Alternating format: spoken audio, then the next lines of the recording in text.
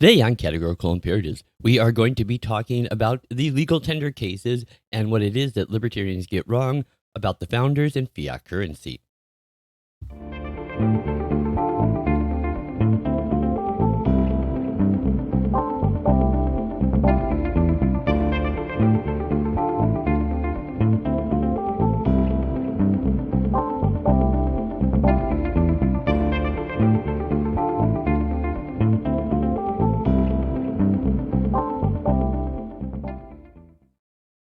Hey, greetings and welcome back once again to Categorical Imperatives. As always, I am your host, Lockie and Liberal, and I do want to thank you all so much for being here with me today.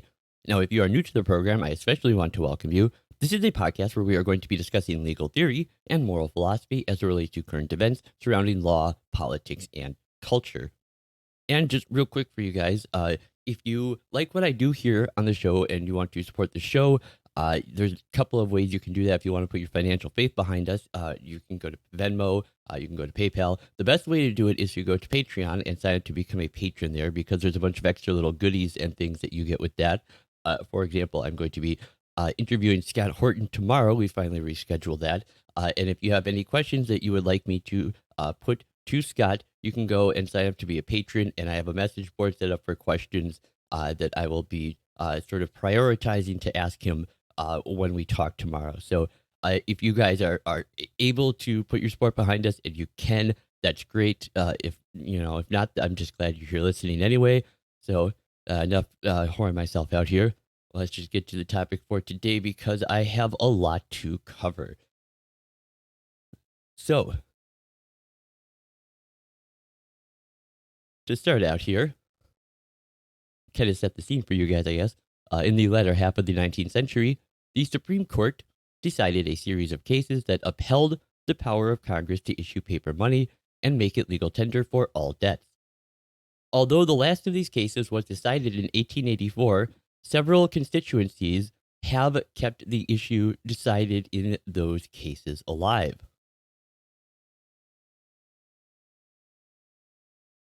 And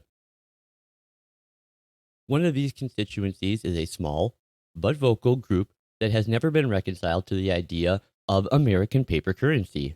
They maintain that the Constitution did not authorize paper money, and that the United States, as a matter of constitutional fidelity and sound policy, should return to a monetary regime centered on the coinage of precious metal. Now, while the U.S. Constitution prohibits these states from issuing paper currency by barring them from emitting bills of credit, it is perfectly silent on whether the federal government may issue such bills. Now, distrusting paper money, the Constitutional Convention deliberately did strike a provision from the initial draft of the U.S. Constitution that empowered the federal government to emit bills of credit.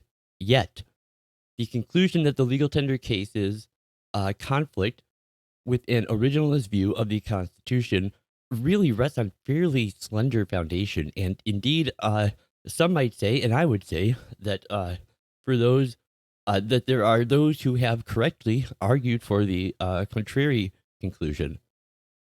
And so this episode today is an effort to investigate this question more thoroughly. The method of originalist analysis employed in this article, or in this episode, I should say, is the same that lawyers in the founding generation would have used. You could call it, maybe original understanding originalism. This is what I talked about yesterday on the episode that I did about the 10th Amendment Center and paper money. And this is in opposition to either original public meaning or original intent, in that what I'm talking about here today, this original understanding method, is where where the interpreter seeks out and applies first and foremost the understanding of the ratification debates and the ratification conventions themselves, and defines constitutional language from those records to the extent that an understanding is recoverable from them.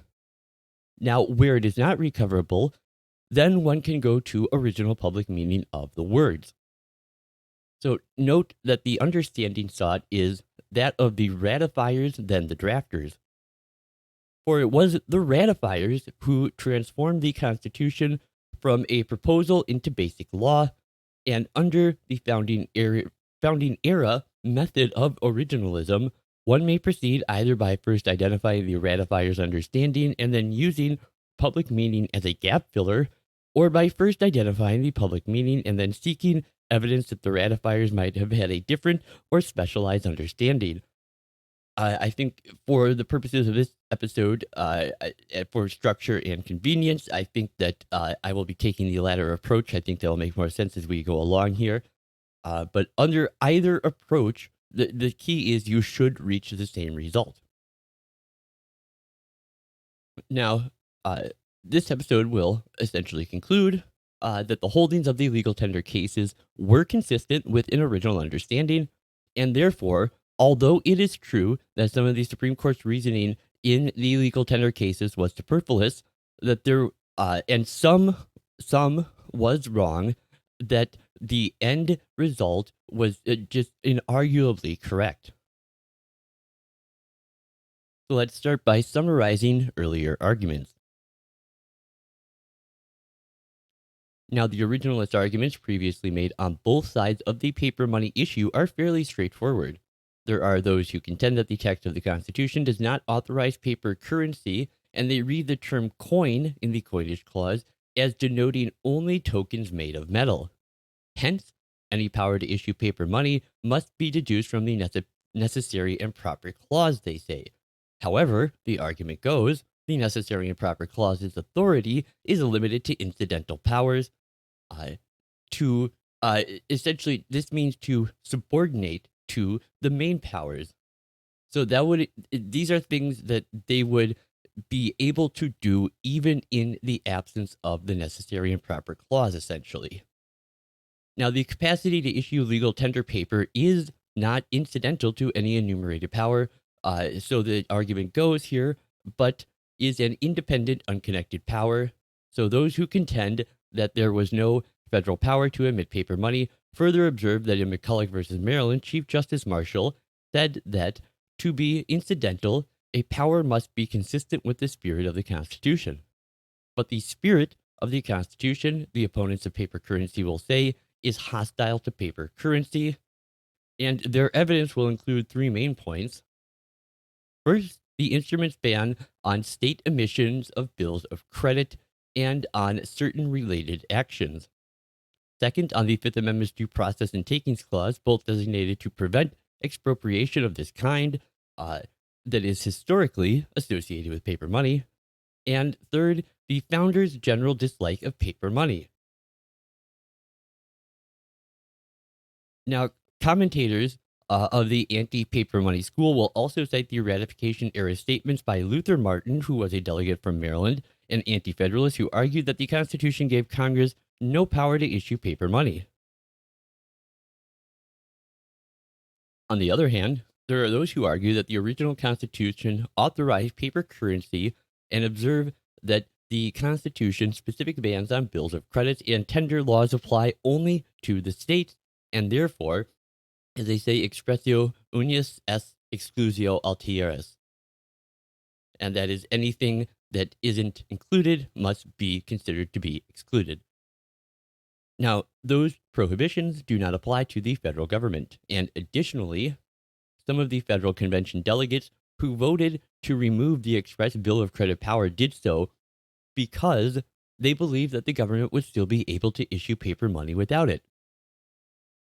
Defenders of paper currency add further that the Fifth Amendment is a bar only to direct takings, not to the exercise of a regulatory authority, and incidentally reduces property value. Now, perhaps surprisingly, paper money advocates generally concede that the coinage clause authorizes only metallic tokens. They will maintain, however, that the authority incidental to various express federal powers are insufficient to permit emissions of paper. Now, to support this argument, they adopt definitions of incidental that embrace all actions facilitating express power or linked to express powers in the aggregate. Now, some paper money advocates have argued that the federal government has authority to issue legal tender paper money, even in the absence of constitutional enumeration, simply because the authority to emit paper money is inherent to national sovereignty. So, assessing those prior arguments, most of the foregoing arguments, as far as I am concerned, are unsatisfying. One might have expected an inquiry into whether the phrase to coin money encompassed paper, for an affirmative answer would have rendered the implied powers argument on both sides unnecessary. But neither side has made such an inquiry, and both have assumed that the phrase to coin money was limited to making metallic coins. They have so assumed, even though the Constitution's wording and structure should have encouraged investigation. Now, as I have explained below, and I will be going on to explain throughout this episode, that ascribing a purely metallic meaning to coin creates several textual difficulties. Similarly, uninvestigated has been whether the phrase to regulate the value was intended to grant Congress authority to confer legal tender status. Now, on the other hand, the opponents of paper money cite no decisive evidence that the founders understood the takings clause to extend beyond direct takings. Instead, they retroactively insert the doctrine of substantive due process into the founding era, even though that doctrine was not invented until after the Dred Scott case. This was almost a century later. And it was not actually ever applied until even later, still in the late 19th century. Now, they also cite Chief Justice Marshall's reference to the spirit of the Constitution, but appear to be unaware of what Marshall actually meant when he said that. In Marshall's time, the spirit of a document was a synonym for the intent of the makers. In the constitutional context, the spirit of the understanding should be with the ratifiers. However, opponents of paper money, very much like their adversaries, have investigated only the intent of the drafters with inconclusive results. They have sought almost nothing of the view of the ratifiers, and all this explains why there is this need for a fresh look at the evidence. So we take a minute here and dip back into a bit of English law and practice. In the 18th century, Anglo-American law and practice, when the term commerce was used in an economic sense, it encompassed the buying and selling of goods and several other associated activities such as navigation. This is something that I've talked about a lot in other episodes, such as my episode about Gibbons versus Ogden, where this was a big argument over whether commerce included navigation. They concluded that it did, and then also a number of other things such as marine insurance, commercial paper, and banking. Now, the framers all lived the first part of their lives under laws that identify the crown as the arbiter of commerce within Great Britain. Now, the royal prerogative was the primary source of commercial regulation, and although in practice Parliament enjoyed a significant role as well, in the words of the great English jurist William Blackstone, with us in England, the king's prerogative so far as it relates to mere domestic commerce will fall principally under the following articles. First, the establishment of public marts or places of buying and selling, such as markets and fairs, with the tolls thereunto belonging. Second, the regulation of weights and measures. Third, as money is the medium of commerce, it is the king's prerogative as the arbiter of domestic commerce to give it authority or make it current, that is, to declare it to be legal tender. Now, the king may also at any time decry or cry down any coin of the kingdom and make it no longer current. Now, Blackstone's summation is supported by the leading judicial decision in the English common law on the subject. Now, this is a case known as the case of mixed money. Now, the particulars of this case really aren't too crucial.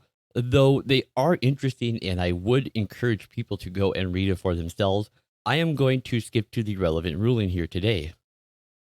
First, it declared that every country needed a common standard of money for purposes of exchange. And citing civil law scholar Jean Bodin, the council characterized money as a public measure for, uh, they cited money as a public measure for, quote, money is the proper medium and measure of the exchange of things, end quote. Now, implicit in this characterization was the idea that the power over money was closely related to the weights and measures power, a relationship that was acknowledged as uncontroversial fact in the 18th century American writings. Next, the council ruled that it was the crown's exclusive prerogative to make or coin money, and that it appertained to the king only to put value upon coin and to make the price of the quantity, uh, and to put a print on it, which being done, the coin is then current. Now, the council further asserted that, quote, there should be one faith, weight, measure, and money, end quote. It was custom for the crown to exercise this power by royal proclamation, although the council added Parliament sometimes adopted acts in aid of royal authority. And thirdly, the Privy Council ruled that the king, by his prerogative, may make money of what matter and form he pleased, and establish the standard of it.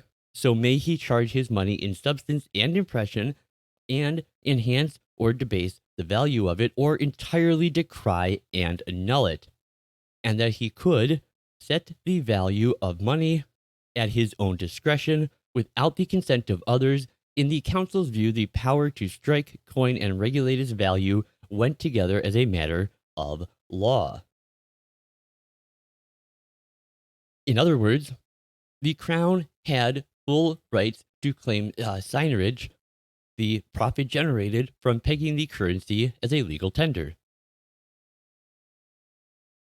Now, the nature of a tender act is not more or less than establishing by law the standard value of money, and has the same use with respect to the currency that the legal standard pound, bushel, yard, or gallon has to these goods, the quantities of which are usually ascertained by those weights and measures, value greater than some of the minting and material costs.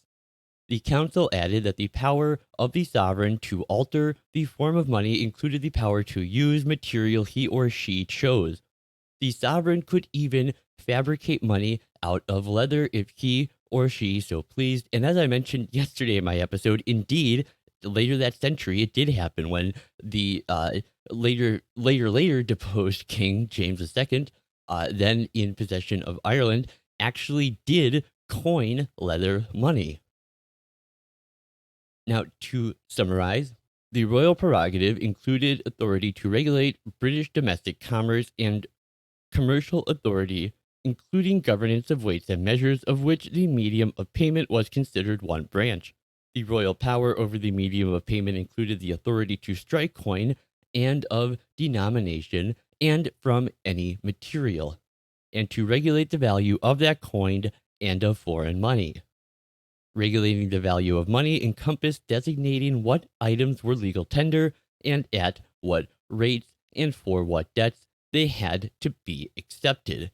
And that is really the heart of the mixed money case. Next, we're going to look at kinds of American paper money.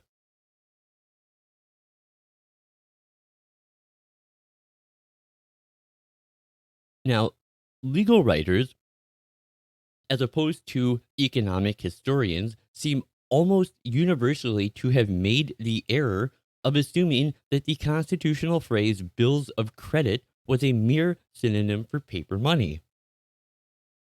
In fact, bills of credit constituted only the most important of several categories of American paper currency. The name of this kind of currency probably was inspired by private bills of credit, which were instruments executed by an issuer to a potential creditor, informing the potential creditor that if he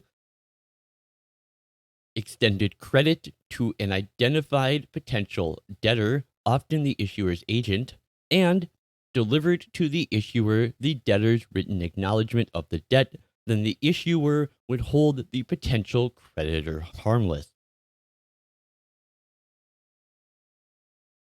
Now, a paper money bill of credit was analogous to its private counterpart in that the issuing government gave the instrument to one of its creditors to assure the creditor that if he extended credit to his fellow citizens as potential debtors, then he, the creditor, would be harmless. The government promised to discharge this obligation by future payment or by accepting the bill in lieu of future taxes and other fees. The paper money bill of credit, however, differed from a private party analog in that the public bill was intended to circulate as currency, and the bearer presented the same document rather than a separate document executed by the debtor. When seeking payment, and this is how a colony labeled its currency did not necessarily control whether that currency was actually a bill of credit. The Treasury notes issued by Connecticut and Massachusetts after the mid century were not legal tender, but they were bills of credit in all but name. Some forms of paper money, on the other hand, were clearly not bills of credit. The Virginia and Maryland tobacco notes, although generally serving as legal tender, were classic warehouse receipts. In contrast, the bills issued by a land bank, an institution that I will describe below in just a second, that is to say, were not actually bills of credit. Bills of credit represented the government's indebtedness to its citizens. So land bank bills represented citizens' indebtedness to the government. Both bills of credit and other forms of paper money could be secured or unsecured. For instance, Maryland's indented bills of 1733 were collateralized by stock in the Bank of England. Other instruments were backed by commodities, such as lumber or a less tangible form of security, if it was security that was first backed by a Massachusetts bill of credit. Now, those bills entitled the bearer to remit them for payments due at the colonial treasury, most likely for tax payments. Each bill specified its denomination and proclaimed that it shall be in value equal to money and shall be accordingly accepted by the treasurer in all public payments and for any stock at any time in the treasury. Most other early colonial issues, especially those in New England, followed the same general formula.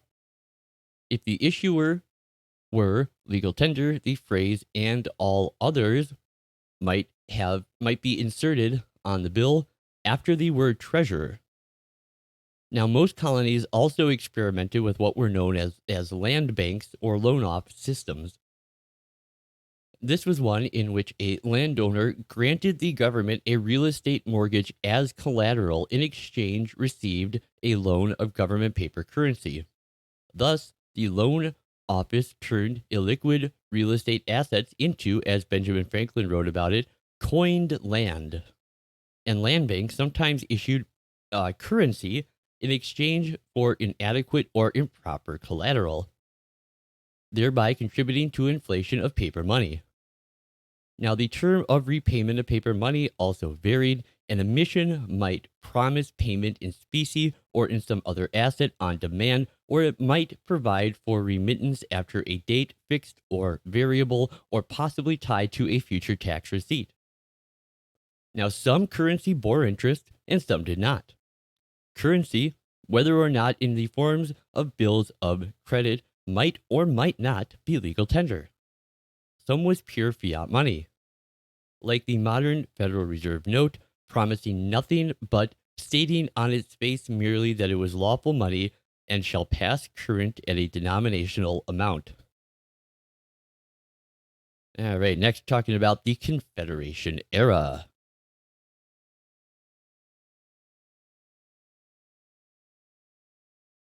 Now, Congress approved the Articles of Confederation in 1777, although they did not become effective until the 13th state, which was Maryland, ratified them in 1781. Now, the articles gave Congress the sole and exclusive right and power of regulating the alloy and value of coin struck by their own authority or by that of the respective states and fixing the standards of weights and measures throughout the United States. Congress also received authority to emit bills on credit of the United States, and the Confederation Congress declined to exercise this power. But during the period the articles were in effect, which was from March 1st of 1781 until June 21st of 1788, 10 of the states did in fact emit paper money. So why was a coinage clause necessary? That is a good question. Now, extant comments by James Wilson and James Madison suggest that they believe that the states were incompetent to handle the coinage power and that it should be lodged in the federal government. Now, this distinction is crucial to understand. After all, the constitutional coinage clause appears in Section 10, and this is something we went over in great detail yesterday. Section 10 applies only to the several states, not to the federal government. Besides, Section 10 clearly starts with the phrase, quote, no state shall, end quote. We need to understand that Section 9 is a list of general prohibitions that are taken to apply directly to the federal government, but not to the several states. Now, this is why, this is something we talked about yesterday as well, but this is why Sections 9 and 10 feature identical prohibitions. For example, both sections prohibit things such as a passage of bills of attainder or ex post facto laws. But the prohibitions against bills of credit and the important coinage clause appear only in Section 10. They are nowhere found in the federal prohibitions under Section 9. Now, assuming that delegates to the Constitutional Convention generally held this belief, one might ask why convention delegates enumerated a specific coinage power when, by common understanding, congressional authority over commerce would include authority over measures and money as well. The Articles of Confederation included express powers over measures and money, but only because the Articles granted Congress no general power over commerce. One possibility is that the delegates chose to include a specific coinage power because the congressional commerce powers did not extend to some types of commerce. Excluded was commerce that was neither foreign nor interstate, nor with the Indian tribes, nor necessary and proper to regulate in pursuit of an enumerated power. Moreover, some activities benefiting from standard measurements, such as manufacturing and agriculture, were not commerce at all in the contemporaneous sense of the word. This includes a separate power to coin money, regulate the value thereof, and of foreign coin, and fix the standard of weights and measures. This enabled Congress to set the measurement standards for all transactions within the United States. During the Constitutional Convention, there was an interesting, actually, I think it was downright fascinating, rich debate over the exact language of the clauses in Sections 9 and 10 that discuss bills of credit, paper money, and coinage. Because it is both fascinating, and I do not want to be accused of doing anything by half measures, I will be doing a follow-up video here in the next couple days about that, where I will be demonstrating to really everyone's satisfaction that when discussing those aspects of the convention, the presentation of those sections by the Committee of Style and the spirited debate over their exact language that was initially used, debated, and changed to eventually give us the Constitution as it was ratified, and that a thorough examination of that debate will show that the conclusion reached, that there are entirely consistent with the conclusions that I will be coming to in this video with the legal tender cases. But like I said, the 10th Amendment Center knows that the ratification debates, and this again, this is from the point I kept stressing yesterday over and over again. So they know that the ratification debates are always the place to first be consulted when you're looking for meaning in the Constitution. So while the federal convention debates are interesting and in their own ways useful and even sometimes necessary, uh, they leave us wanting for meaning of specificity. Let's look at the original public meaning of the Coinage Clause. Now, those who have tried to wring an interpretation of the Coinage Clause from the records of the Federal Convention may have been squeezing the wrong fruit. Founding generation lawyers, like most originalists today, understand that in seeking a document's meaning, the relevant inquiry is not into the intent of the makers, but the ratifiers, not the drafters. Now, it was the ratifiers who converted this mere proposal into a legal reality. Therefore, the real value of the debate at the Federal Convention lies in the light they cast on the meaning to the ratifiers. Now, this part that we're going to be covering here next will examine the prevailing meaning of the expression to regulate the value and to coin money. Now, at the time, those phrases would have been presented to the ratifying public. So, the clear and original meaning and understanding of the phrase regulate the value. The historical record leaves little doubt about the public meaning of the phrase regulate the value. That phrase was coupled with the words to coin money in accordance with the common law rule that one who strikes money also has the power to set its value. Now, as I have discussed already here, setting the value of money encompassing determinations of which domestic and foreign currency would be legal tender and to what extent it would be legal tender. The government was entitled to any signage, and according to Polita Webster of Philadelphia, it reflected a common understanding when, in 1780, he wrote, "The nature of the Tender Act is no more or less than establishing by law the standard value of money and has the same use with respect to the currency." And that the legal standard pound, bushel, yard, or gallon has to these goods the quantities of which are usually ascertained by those weights and measures.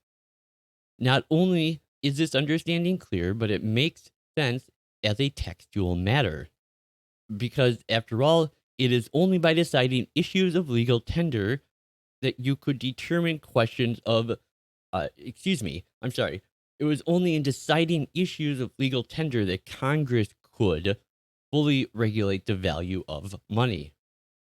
So, if Congress were denied the power to determine questions of legal tender, then it would be missing an important tool that government traditionally employed for monetary regulation. The historical record does not seem to contain anything that suggests the ratifiers' understanding of the phrase regulate the value of money differed from the public meaning at the time. Therefore, a determination of the original intent of the Coinage Clause may proceed to more difficult matters, such as the ambiguous meaning, the ambiguous original public meaning specifically of the term coin. Now, the more common meaning of coin in the 18th century, as now referred to metallic tokens. Madison used the word this way in the Federalist when he wrote that, quote, "The same reasons which show the necessity of denying the states the power of regulating coin prove with equal force that they ought not to be at liberty to substitute a paper medium in the place of coin. Nonetheless, the possible definitions of coin recognized even in monetarist Britain were payment of any kind and all manner of several stamps and species in any nation. And the verb to coin could mean to make or forge anything. And this is something that you will see still commonly used today when we use a phrase such as, to coin a phrase. So, pursuant to this usage, paper money can be coined.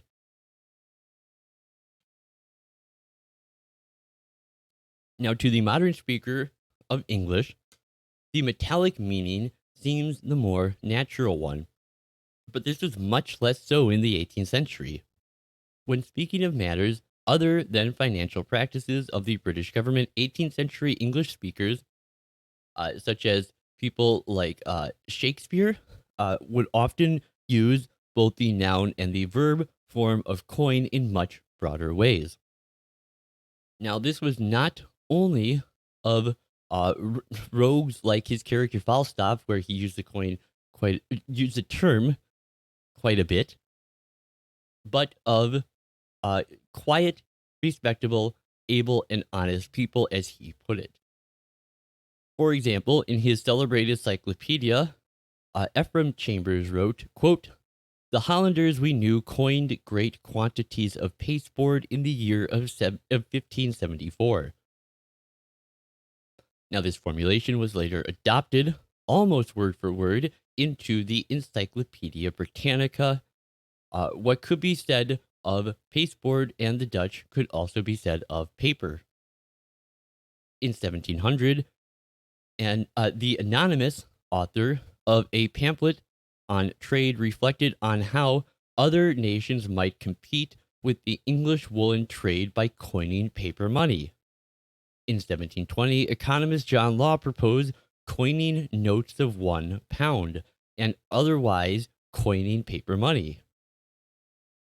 Now, a few years later, Daniel Defoe related how tradesmen coined bills payable from one to another when the American colonies declared their independence. John Shaber attacked them for coining paper money. The debate of the Irish Parliament of 1784 includes a reference into the coining of paper money, and Thomas Paine argued that of all the various sorts of base coin, paper money is the basest. Now, when Benjamin Franklin urged issuance of Pennsylvania's paper currency secured by land, he characterized it by calling it coined land. In 1742 case that is known as Charitable Corporation v. Sutton in common law, Chancellor Hardwicke referred to notes coined by private parties and to coining notes.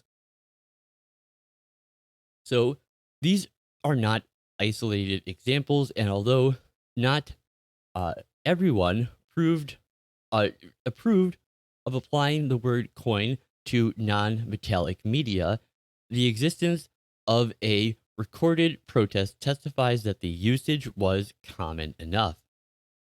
Now, a potential ratifiers examining the proposed constitution would have been encouraged by the context to read the document's use of coin in the broader manner. In perusing the coinage clause, the text to read the document's use of coin in this broader manner, the reader would have seen the words, quote, to coin money, regulate the value thereof, and of foreign coin, end quote, as applying to metallic definitions of coin, would result in Congress having the power to issue metal tokens but no other kind of money, and to regulate the value of foreign metal tokens but not of any other foreign currency.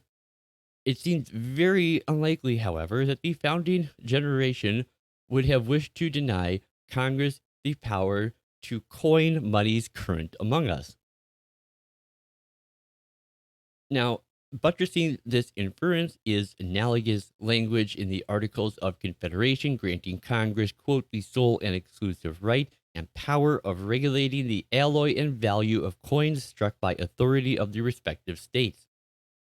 Because at the time, the articles were adopted, the states had issued primary paper money rather than metallic coins. Such language would not have been of much consequence unless the term coin was read to include paper money. The word coin also appears in other clauses of Article 1, Section 8, giving Congress authority to, quote, to provide for the punishment of counterfeiting the securities and current coin of the United States, end quote. The provision does not seem to suggest a particular meaning of coin because whether or not paper money is included in the meaning, the United States was certainly likely to issue securities, such as bonds distinct from money. Therefore, there are no relevant references to be drawn from the presence of coin in this provision. There is, however, yet another use of coin in the Constitution's text. This is, of course, what we talked about at great length yesterday, Article 1, Section 10, which provides that no state shall coin money, emit bills of credits, make anything but gold or silver coin a tender in payment of debts, pass any ex post facto law, or law impairing the obligations of contract. Now, one could argue that the separate listing of coin money and emit bills of credit suggests that coin money referred only to metal, while bills of credit refers to paper. But bills of credit were only one kind of paper money. And in any event, the items on this list of prohibitions overlap each other significantly. The printing of legal tender bills of credit, for example, would have been violated at least 3 and perhaps 4 separate prescriptions in that very list. So a ratification era reader might well have noted that the use of coin was modified by the adjectives gold and silver, while the word was used without modification in the coinage clause. And as Chief Justice Marshall pointed out, in an analogous situation, the absence of modifiers suggests a wider meaning. Coin in the coinage clause should therefore include coins made of substances other than gold and silver. Now, it is unreasonable to contend that coins could be made only of base metals but not of other kinds of materials such as paper, because determined politicians can debase money by using cheap metal just as easily as using anything else. Consider the possibility of a $1,000 tin coin. So the word coin does not appear further in the Constitution, but the word money does. Now, a purely metalist reading of money has implications for federal financial operations that the founders certainly could not have possibly intended. Now, people such as Attorney General Ackerman argued in the legal tender cases that no appropriation of money to the raising and supporting of armies shall be for a longer term than 2 years. This provision would certainly be violated by an appropriation of treasury notes to support the army for 3 years. No money shall be drawn from the treasury, but in consequence of appropriations made by the law, would mean that treasury notes could not be drawn from the treasury without such appropriations. Yet, the regular statement of the receipts and expenditures of all public money, which the same section requires to be published from time to time, would be incomplete if treasury notes were simply left out. Now, Ackerman might have added that in such a world, when the federal government exercises power to borrow money, it could receive from lenders only metal. But as previously shown, one cannot prove that the drafters of the Constitution specifically intended coin to have a broader meaning because the intents appear to have varied and not all of their views are recoverable. Yet, the ratifiers could easily have understood the word in a broad way. The ratification records should now be evaluated to determine the direct evidence of their understanding, and that is what we are going to do next. Next, we are going to look at how the ratifiers chose a meaning for coin.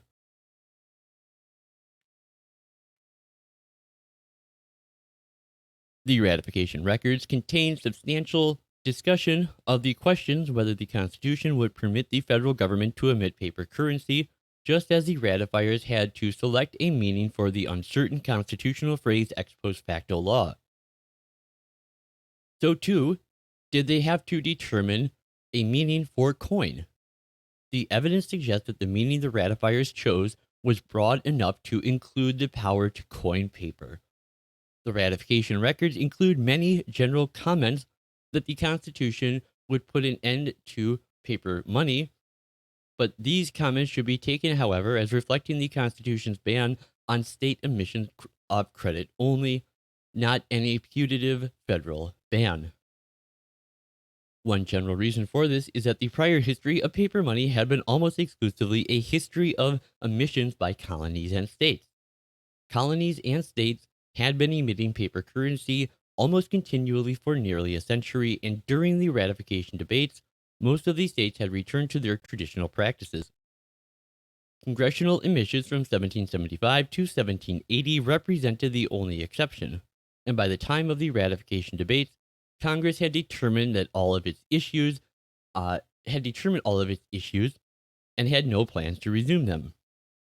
Thus, from the standpoint of the participants in the ratification debates, a constitution that banned state emissions would likely stop all emissions for the foreseeable future. Now, when debate participants spoke less generally and focused specifically on the Constitution's provisions pertaining to paper money, almost everyone emphasized that the prohibition on bills of credit applied to the states. Federalists cited prior state actions that justified the ban. When they mentioned continental money at all, they tended to be much more tolerant when ascribing congressional difficulties to the exigencies of the Revolution. Now, they were otherwise also seemingly justifying of congressional conduct. State issues of legal tender paper, on the other hand, were as attacked both as immoral efforts to redistribute wealth from some constituencies to others, and as a source of bad international and interstate relationships. So participants took particular offense to the actions of Rhode Island, which, among other measures, had structured the tender provisions of its Paper Money Act to benefit in-state debtors at the expense of out-of-state creditors. So anti-federalist objections to the Constitution's provisions on paper money focus almost entirely on the effect of those provisions on the states. Such as at the North Carolina Ratifying Convention, anti-federalists argued that the bans could cause hardship because it might be construed to invalidate North Carolina bills of credit that were already in circulation. In Virginia, anti-federalists argued that in conjunction with the prohibition on state ex post facto laws, the proscription of state bills of credit might require Virginia taxpayers to repay Old Dominion Revolutionary War debts, as they put it, quote, shilling for shilling, instead of allowing the state governments to issue paper to scale down the payment. Now, much of the ratification debate was devoted to arguments over what the particular constitutional clauses would mean in practice.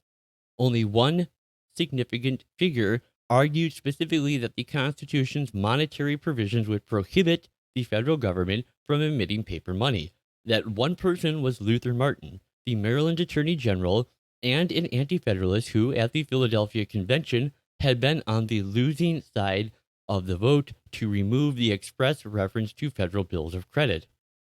Martin had been, in other words, one of the minority at the convention who believed both that the federal government should have the power to issue bills of credit and that deleting the language would delete the power. Few seem to have accepted his argument. Even a satirist pretending to be Martin could not bring himself to repeat Martin's assertion that the federal government was barred from issuing bills of credit. Instead, the satirist recharacterized Martin's argument, stating that the framers of the Constitution have inserted a clause prohibiting paper money emissions and legal tenders in any of the states. Now, All of Martin's Anti-Federalist allies who addressed the issue interpreted the Constitution as permitting the central government to issue paper money. At the Pennsylvania Ratifying Convention, William Finley, responding to Federalist attacks on bills of credit, pointed out that the Constitution contained no guard against Congress making paper money. Other Anti-Federalists used the purported congressional power to issue bills of credit as a reason to oppose the Constitution. The pseudonymous deliberator wrote, quote, "Though I believe it is not generally so understood, and certain it is that Congress may emit paper money and even make it legal tender throughout the United States. And what is still worse, may, after it shall have depreciated in the hands of the people, call it in by taxes at any rate of depreciation compared with old gold and silver, which you may think proper.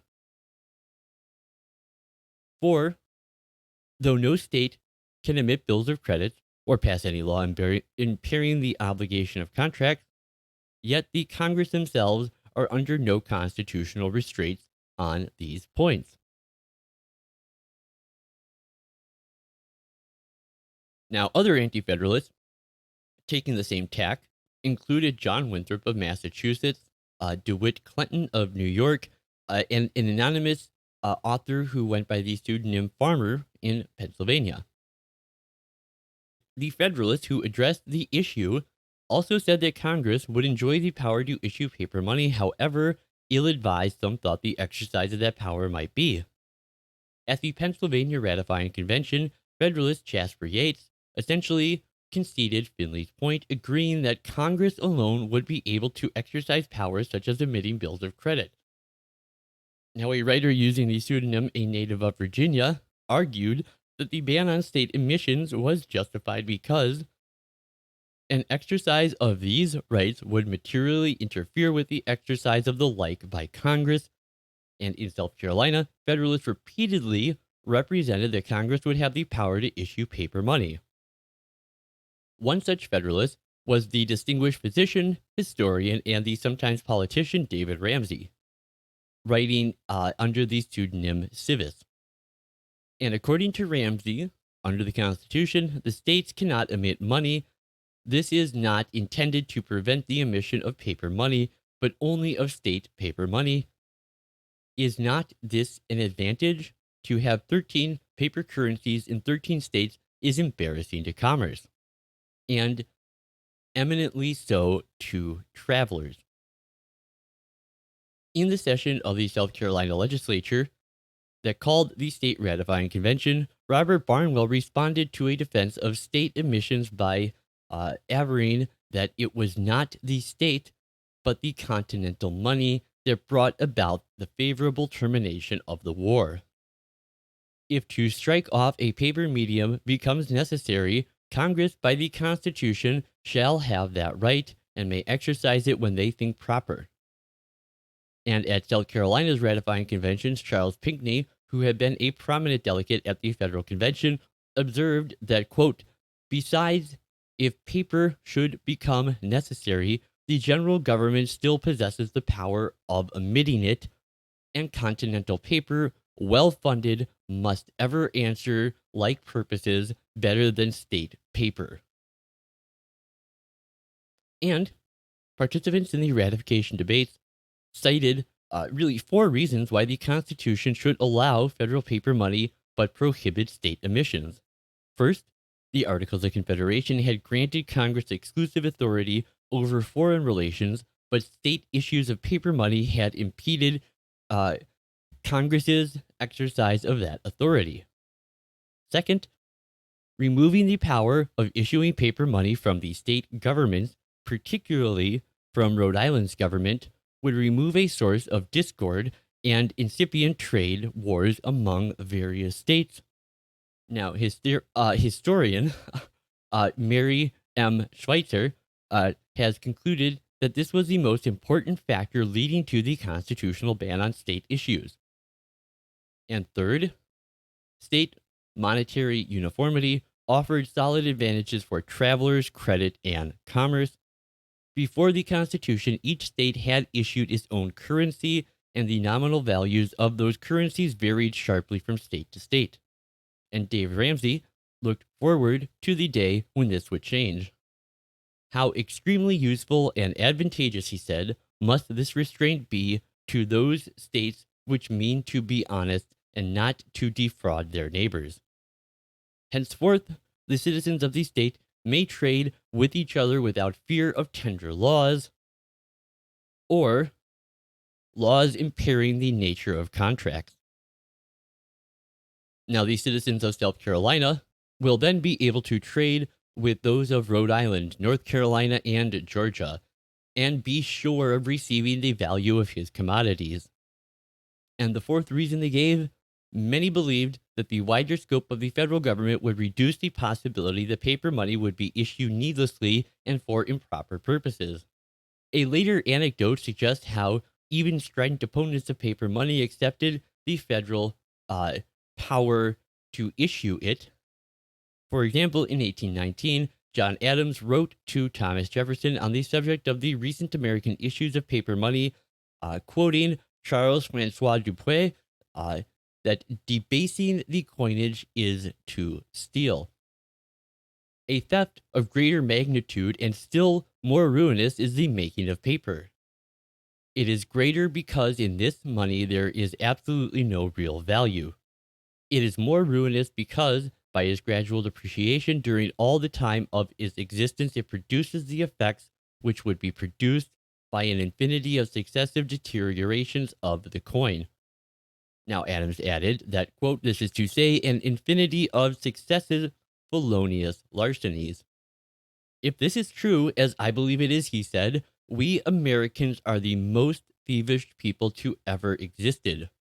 We have been stealing from each other for 150 years.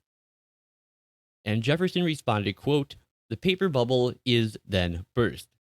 This is what you and I and every reasoning man seduced by no obliquity of mind or interest have long foreseen. Yet its disastrous effects are not the less for having been foreseen. However vehementing they were on the inequity of paper money, though, these old founders refrained entirely from questioning its constitutionality. And I think that is the key point here.